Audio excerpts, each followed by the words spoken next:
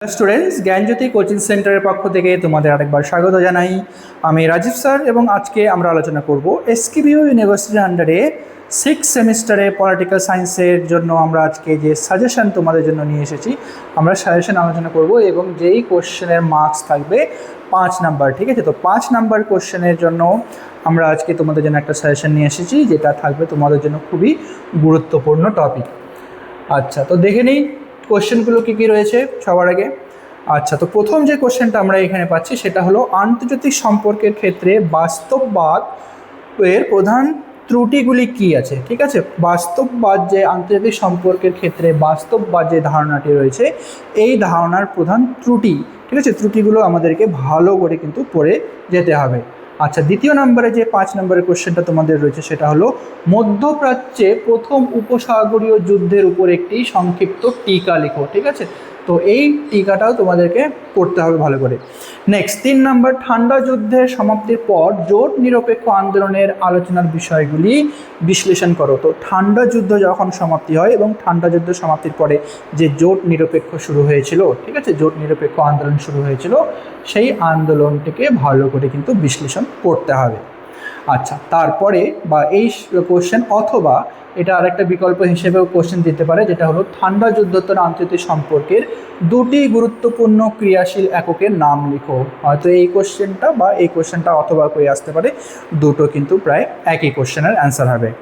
Next হলো 4 নম্বর, আন্তর্জাতিক সম্পর্কের উদারবাদী দৃষ্টিভঙ্গি বা উদারতাবাদের বিবর্তন সম্পর্কে একটি প্রবন্ধ লিখো। ঠিক আছে, উদারতাবাদের যে বিবর্তন হতে চলেছে, তো সেই বিবর্তন সম্পর্কে তোমাদেরকে আলোচনা করতে হবে। এটাও থাকবে তোমাদের 5 নম্বরের আলোচনার বিষয়। অথবা এই কোশ্চেনটা এভাবেও আসতে পারে, যেটা হলো আন্তর্জাতিক সম্পর্কের ক্ষেত্রে উদারতাবাদের মূল বৈশিষ্ট্যগুলি ব্যাখ্যা করো। তো এখানে মূল বৈশিষ্ট্যগুলো তোমাদেরকে ব্যাখ্যা করতে হবে। 5 নম্বরে রয়েছে আন্তর্জাতিক রাজনীতির মূল যে বৈশিষ্ট্যগুলো রয়েছে, সেই মূল বৈশিষ্ট্যগুলো ব্যাখ্যা করতে হবে। ঠিক আছে, আচ্ছা, নেক্সট রয়েছে আন্তর্জাতিক সম্পর্কে জেন্ডার বা লিঙ্গভিত্তিক যে রাজনীতি। ঠিক আছে, এই লিঙ্গভিত্তিক রাজনীতির গুরুত্ব কি থাকবে, তো এটাও থাকবে তোমাদের 5 নম্বরের জন্য খুবই একটা গুরুত্বপূর্ণ কোয়েশ্চেন।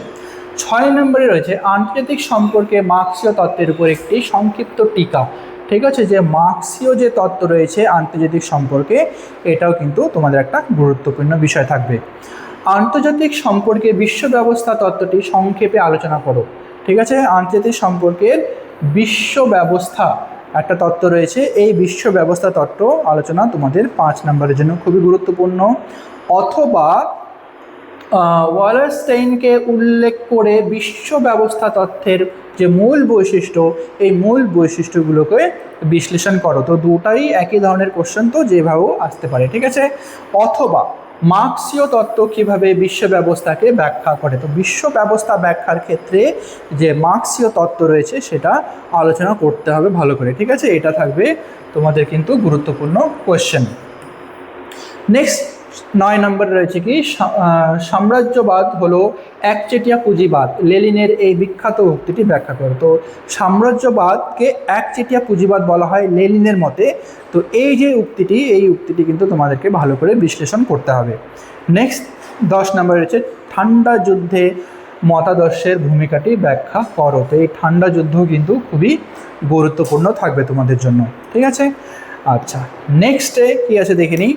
নেক্সটে হলো আন্তর্জাতিক সম্পর্কে মার্ক্সীয় তত্ত্বের মূল বৈশিষ্ট্যগুলি বিশ্লেষণ করো। তো আন্তর্জাতিক যে সম্পর্ক তত্ত্বটা রয়েছে, তো এই আন্তর্জাতিক সম্পর্কের ক্ষেত্রে, ঠিক আছে, তো মার্ক্সীয় তত্ত্বের কি বৈশিষ্ট্যগুলো রয়েছে সেগুলো তোমাদেরকে ভালো করে পড়তে হবে। নেক্সট, জোট নিরপেক্ষতার উপর একটি ছোট টিকা লেখো। অথবা ভারতের জোট নীতির মূল বৈশিষ্ট্যগুলি বর্ণনা করো। ঠিক আছে, এই দুটোই কিন্তু সেম কোশ্চেন, যেভাবেও আসতে পারে। নেক্সট হলো 13 নম্বরে আন্তর্জাতিক সম্পর্কের তত্ত্বে নয়া বাস্তববাদী মতবাদটি বিশ্লেষণ করো। অথবা কেনেথ এর নব্য বাস্তববাদী তত্ত্বটি বিশ্লেষণ করো। ঠিক আছে, এই দুটোই কিন্তু সেম কোশ্চেন। 14 নম্বরে রয়েছে আন্তর্জাতিক সম্পর্কের আদর্শবাদী এবং উদারবাদী দৃষ্টিভঙ্গির মূল পার্থক্য কী। তো আদর্শবাদী এবং উদারবাদী যে দৃষ্টিভঙ্গি রয়েছে এই দুটো দৃষ্টিভঙ্গির পার্থক্যগুলো ভালো করে পড়ে নিতে হবে। তারপরে রয়েছে আন্তর্জাতিক সম্পর্কের ক্ষেত্রে কাঠামোগত বাস্তববাদের দুটি বৈশিষ্ট্য উল্লেখ করো। তো কাঠামোগত বাস্তববাদ যে রয়েছে এই বাস্তববাদেরও কিন্তু বৈশিষ্ট্যগুলো ভালো করে কিন্তু পড়তে হবে, ঠিক আছে। আচ্ছা, তারপরে রয়েছে 16 নম্বরে সামাজিক নির্মাণবাদীদের মতে আন্তর্জাতিক ব্যবস্থা কাকে বলে। তো সামাজিক নির্মাণবাদীদের মতে, ঠিক আছে, আন্তর্জাতিক ব্যবস্থা, এই ব্যবস্থার সংজ্ঞাটা ভালো করে পড়তে হবে এবং এর মূল উপাদানগুলো কি থাকবে এই উপাদানগুলো কিন্তু করতে হবে।